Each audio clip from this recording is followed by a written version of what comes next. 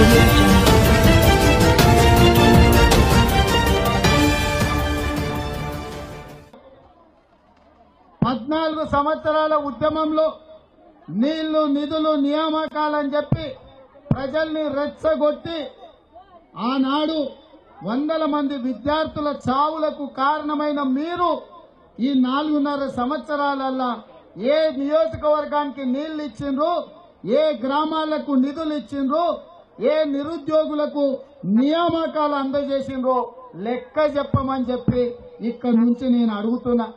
అదే విధంగా మీరు ఎన్నికల సందర్భంగా డబ్బా ఇళ్లు వద్దు, డబుల్ బెడ్రూమ్ ఇళ్లు ముద్దు అన్నారు.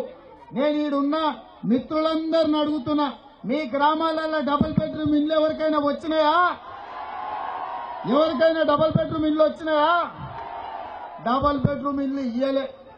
మిత్రులారా, గిరిజనులకు దళితులకు భూమి లేని వాళ్ళందరికీ 3 ఎకరాల భూమి ఇస్తా అన్నాడు.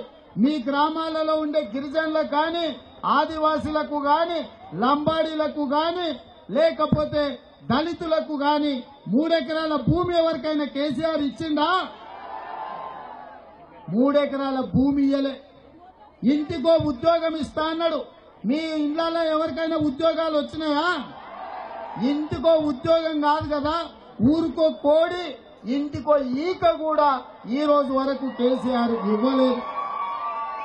రైతులకు, ముఖ్యంగా రైతులకు 1,00,000 రూపాయల రుణమాఫీ చేస్తా అని ఎన్నికల సందర్భంగా హామీ ఇచ్చిండు కదా.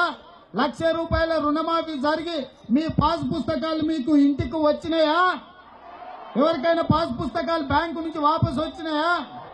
పాత్రికేయ మిత్రులారా, ఇవాళ అప్పేమో నెత్తి మీద ఉంది, రైతు చేతులేమో చిప్ప ఉంది, పాస్ పుస్తకాలేమో బ్యాంకులో ఉన్నాయి. ఇవాళ రైతు రుణమాఫీ కూడా జరగలేదు.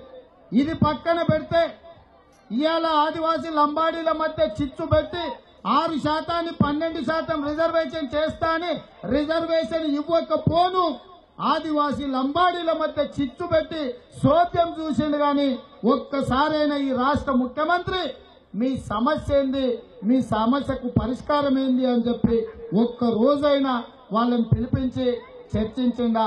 ఒక్కసారి ఆలోచన చెయ్యండి. ఇదే కాదు, గక్కడున్న మా మైనారిటీ సోదరిమణులు ఆనాడు కాంగ్రెస్ పార్టీ మీకు 4% రిజర్వేషన్ ఇచ్చింది. మరి 4 నెలల్లో 12% రిజర్వేషన్ ఇస్తా అన్నాడు కదా. ఈ 4.5 సంవత్సరాలలో మీ రిజర్వేషన్ 12% వచ్చిందా? आपको मिले क्या 12% रिजर्वेशन? పాత్రికేయ మిత్రులారా, ఆడ మైనారిటీ ఆడబిడ్డలు కూడా ఉండు, 12% రిజర్వేషన్ ఇవ్వలే. రోజు నిక్కచ్చిగా 5 సార్లు నమాజు చేసుకునే ముస్లిం సోదరులని నట్టేట ముంచి ఇవాళ చోద్యం చూస్తున్నాడు. ఆయన ఇంకో మాట అన్నాడు, జోనల్ వ్యవస్థ వచ్చినప్పుడు నేను ఢిల్లీకి పోయి మోడీని నిలదీసి జోనల్ వ్యవస్థ సాధించిన అన్నాడు. నేను అడుగుతున్న ఈ వేదిక మీద నుంచి కేసీఆర్ ను, అయ్యా మోడీని నిలదీస్తే జోనల్ వ్యవస్థను సాధిస్తే ఎందుకు నువ్వు మోడీ చొక్క పట్టుకొని గిరిజనుల 12% రిజర్వేషన్, మైనార్టీల 12% రిజర్వేషన్ నువ్వు ఎందుకు సాధిస్తలేవు? ఎందుకు ఢిల్లీకి వెళ్లి మోడీ ముందల మొక్కరిల్లి మోడీ కాళ్ల ముందల తెలంగాణ ఆత్మ గౌరవాన్ని ఎందుకు తాకట్టు పెట్టినావు అని చెప్పి నేను ఈ సందర్భంగా కేసీఆర్ ను అడుగుతున్నా. ఢిల్లీలోమో మోడీ పాలన, ఇక్కడేమో కేడీ గారి పాలన. ఈ కేడీ మాటలు మనం నమ్మాలా? ఈ కేడీ మాటలు నమ్మి మళ్ళీ మనం రెండోసారి ఓటు వేయాలనా? ఒక్కసారి ఆలోచన చేయండి అని చెప్పి ములుగు మిత్రులందరూ నేను అడుగుతున్నా. ఇవాళ ఒక్కొక్కటి చెప్పుకుంటూ పోతే డబుల్ బెడ్రూమ్ ఇల్లు రాలే, దళితుల భూమి రాలే, గిరిజనుల రిజర్వేషన్లు రాలే, మైనార్టీల రిజర్వేషన్లు రాలే, నియోజకవర్గానికి 1,00,000 ఎకరాలకు నీళ్లు రాలే, నియోజకవర్గం 100 పడకల ఆసుపత్రి రాలే, మండలానికి 30 పడకల ఆసుపత్రి రాలే, జిల్లాకు మెడికల్ కాలేజ్ రాలే. అదే విధంగా ఇవాళ 1,00,000 రూపాయల రైతు రుణమాఫీ జరగలే, ఇంటికో ఉద్యోగం ఇవ్వలే, కేజీ టు పీజీ ఉచిత నిర్బంధ విద్య అన్నాడు. ఉన్న పాఠశాలలు 4,653 ప్రాథమిక పాఠశాలలను ఇవాళ మూతేసిందంటే కల్వకుంట్ల చంద్రశేఖరరావు గారి పరిపాలనలో పేద ప్రజలకు కన్నీళ్లే మిగిలినాయి తప్ప, కష్టాలే వచ్చినాయి తప్ప పేద ప్రజలకు న్యాయం జరగలేదన్న సంగతి ఇక్కడున్న ప్రజలందరూ గమనించాలి. కాబట్టి ఇవాళ ఏం చేసిండో చెప్పుకోవడానికి ముఖం చెల్లక నాలుగేసుకొని మతి ఉంటే ప్రజలు నిలదీస్తారని మందు పోసుకొని వచ్చి ఉపన్యాసాలు ఇస్తున్నాడు.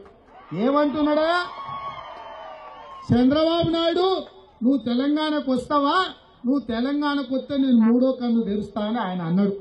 అంటే నేను అడుగుతున్నా, అయ్యా రాత్రి 4 వరకు 14 పోసుకొని నువ్వు వండుకొని మధ్యాహ్నం 2 కళ్ళు తెరిసే వరకే 2 అవుతుంది. మూడో కన్ను ఎప్పుడు తెరుస్తావు నువ్వు? ఏది తెరువు చూస్తాం నీ మూడో కన్ను ఎట్లుంటుందో. ఒంటి మీద లాగుందో లేదో చూసుకునే సోయి లేదు కానీ చంద్రబాబు నాయుడు మీద మూడో కన్ను తెరుస్తాడంటే తెరువు బిడ్డ ఎట్లా తెరుస్తావు చూస్తాం. మేము ఉంటాం కానీ నేను మా మోహనన్న నిలబడతాం కట్టెపట్టుకొని రా నువ్వు మూడో కన్ను తెరుస్తావు 4వ కన్ను తెరుస్తావో ఏం తెరుస్తావు మేము కూడా చూస్తాం నీ లెక్కపత్రం ఏందో. ఇవాళ చందు లాలైనా చంద్రశేఖర్ రావు అయినా ఏం చేసిండ్రో లెక్క చెప్పాలి. ఏ చౌరస్తలో పెడతారో పెట్టుర్రి, చర్చ పెట్టుర్రి. నేను మా సీతకు వస్తాం, చంద్రశేఖర్ రావు వస్తాడా, చందు లాల్ వస్తాడా, ఏమేమి పెట్టిండ్రో రాండి బిడ్డ లెక్క వేసుకుందాం. ములుగు ప్రజల ముందల్నే సమ్మక్క సారక్క సాక్షిగా ఇవాళ చర్చ పెడదాం. సమ్మక్క సారలమ్మ జాతరకే నువ్వు ముఖ్యమంత్రి అయినాక ఒక్కసారి రాలే, నీకంత బలుపా?